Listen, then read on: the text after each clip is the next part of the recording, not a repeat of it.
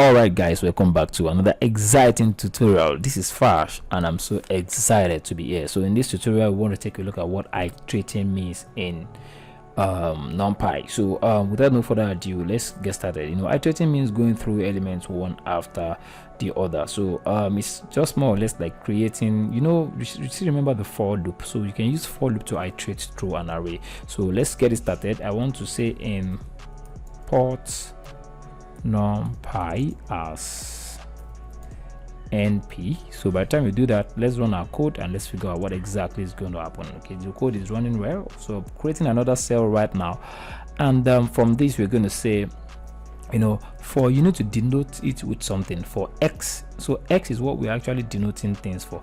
But before you do that, let's do something. We've not yet created an array. You see arr equals np dot array. So by the time we do that, you can see that means we are set to create our let's have a list inside this 1 2 3. So 1 2 4 is okay. So np is equals to np dot array. So let's run the code. So by the time we run the code, it's running well.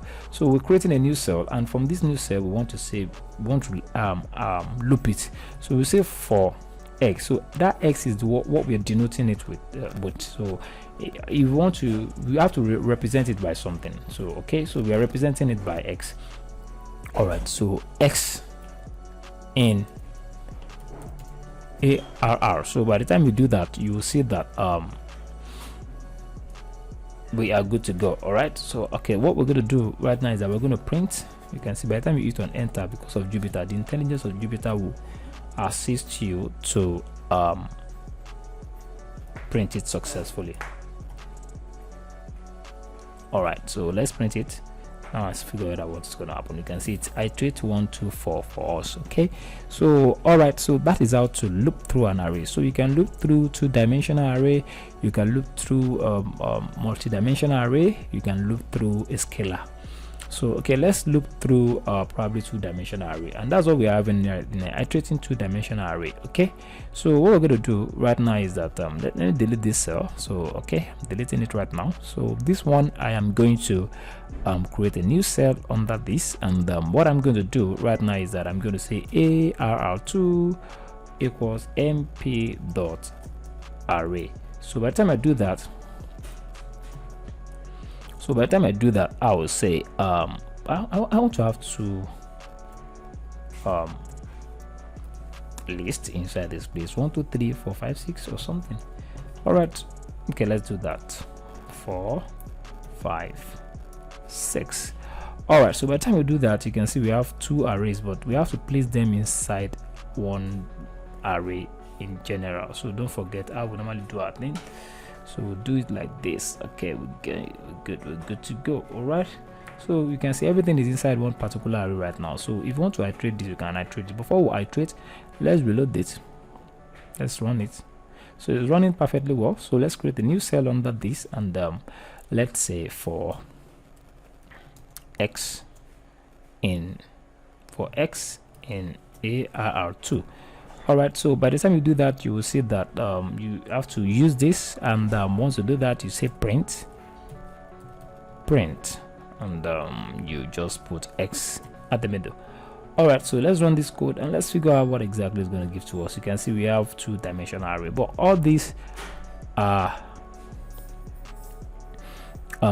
it's displaying it in form of what an array. So what if you want it to be displaying scalar?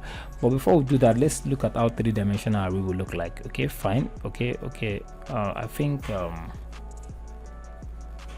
iterating two-dimensional array, iterating three-dimensional array. So I think I'll delete this.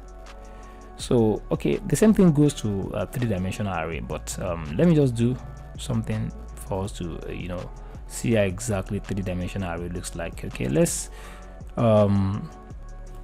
create a new cell under this. We'll say arr3 equals np dot array, and inside this place we'll say we want to have an array of arrays. So we want to have the first array, we want to make 1 2 3 and we want another array to be what separate this one by comma. We want another array to be 4, 5, 6, and we want another array to be, okay, let's take for instance, I think that one is fine. We have the first and the second array. Let's go for the another bunch of array. Okay, you can see 7, 8, 9, 7, 8, 9. Okay,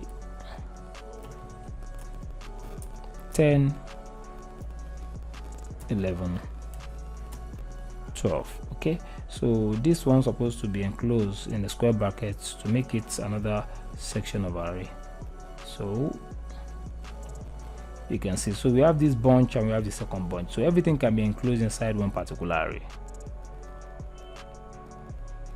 All right, so you can see how exactly it looks like. So this, we can run it, it will run definitely. So okay, sorry, it's giving us an error. So 1, 2, 3, 4, 5, 6, 7, 8, 9. Okay, so this is dot, so we need to change it. All right, so let's just run it now. Okay, it's running. Okay, so what we're going to do right now is that let's create a new cell, and let's say we want to iterate it. You can say for x as, I mean, in ARR3. Okay, and let's just print let's print x. So you can see we are looping through, right? We are looping through. Okay, let's run the code. You can see we loop through it. Okay, but if you don't want to loop through scalar, so how would you do that?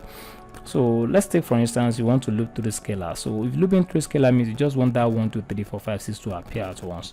Okay, I'm going to drop a link in how to loop through scalar. So and let me just use one as an example.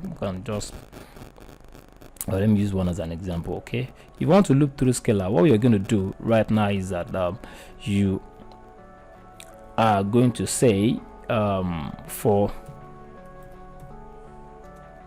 x in ARR3, let's use the third one. I think you see what I mean by scalar. You know, you say for x in ARR3 because it's a 3-dimensional array, so you use x, y, and z. Okay, that means that's the first array. You see another for y in x. All right, so by the time you do that excuse me. All right, so okay, so you are going to say for x in y, for z in y. Okay, if you can do this, you're good to go. All right, okay, all right, good. So if you can do this, that means you are good to go. You can easily loop through a scalar like this. So you can just print z. Okay, print z. All right, let's run the code and let's see exactly what we're going to see. Okay, you can see it loops through all the array like this. So this is where I'm actually going to stop for now. In the next tutorial, we're going to take a look at what is called iterating array using NDITER. So the video is getting longer, so I don't want to stop right now. We're going to continue in the next one. Until then, see you in the next one. Bye.